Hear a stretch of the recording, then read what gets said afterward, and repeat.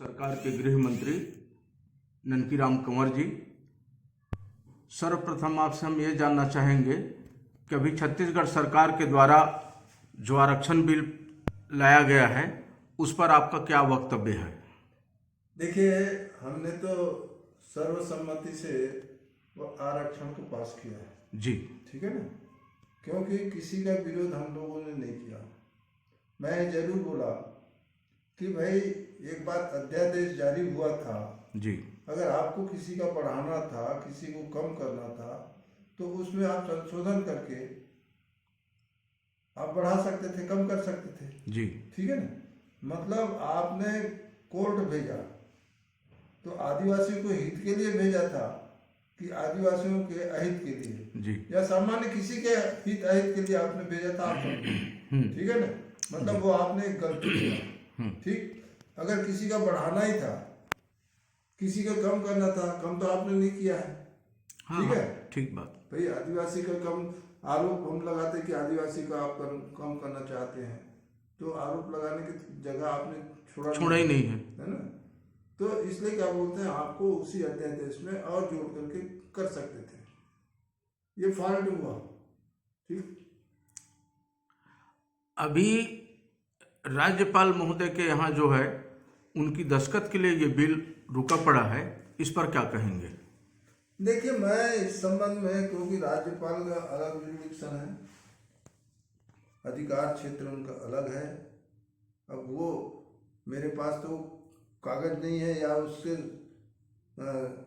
Paper नहीं है कह सकते हैं, या जानकारी नहीं है कह सकते हैं, इसलिए मैं उसमें कुछ भी कमेंट करूंगा उचित नहीं है। नहीं, आपके अनुसार जब सर्वसम्मति से विधानसभा ने उसको पारित किया है तो ये हस्ताक्षर होना चाहिए कि नहीं, उसको लागू किया जाना नहीं, चाहिए? यही मैं बोल रहा हूँ ना, उसके संबंध में क्या गलत है क्या सही है, जब मुझको मालूम ही नहीं है ना। कोई भी विधानसभा में पारित हो जाए, हैं, या क्या बोलते हैं लोकसभा में पारित हो जाए, तो उसको महामहिम को दस्तखत करना ही है कि नहीं करना, इसके संबंध में मुझको खुद ही जानकारी नहीं है, तो मैं क्या बोलूँ। ये छत्तीसगढ़ सरकार की एक और बड़ी योजना है, छत्तीसगढ़ के 4 चिन्हारी नरवा गरवा घुरवा बारी, इस पर आपका क्या कहना है? ये कैसा चल रहा है? ये सब में फेल हो चुका है गवर्नमेंट। बताऊं जी, नरवा में कहाँ पर नरवा बांधे हैं? ये 5 साल में, समझ आए ना, जी, जी, जितना नाला या नरवा की बात करते हैं, एक भी जितना मैं काम किया हूँ ना 5 साल में, चाहे 2 साल में, 4 साल में, एक में भी सफल नहीं हुआ है।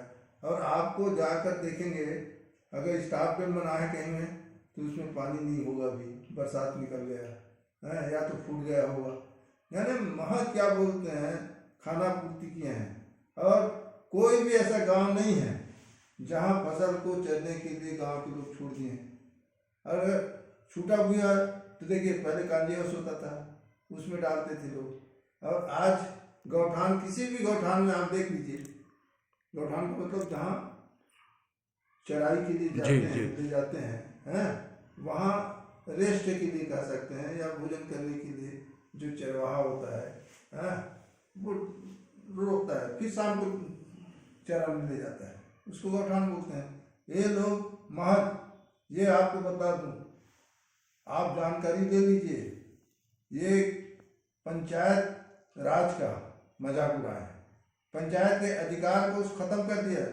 पंचायत को संवैधानिक अधिकार है, उसके पास जो पैसा आता है जी, पैसा कहाँ से आता है?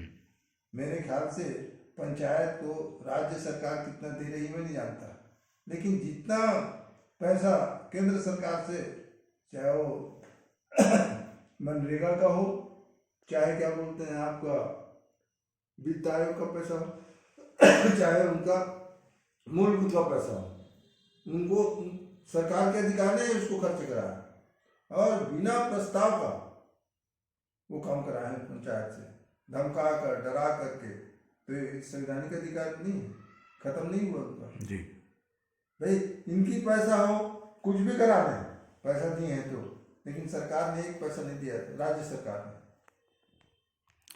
केंद्र सरकार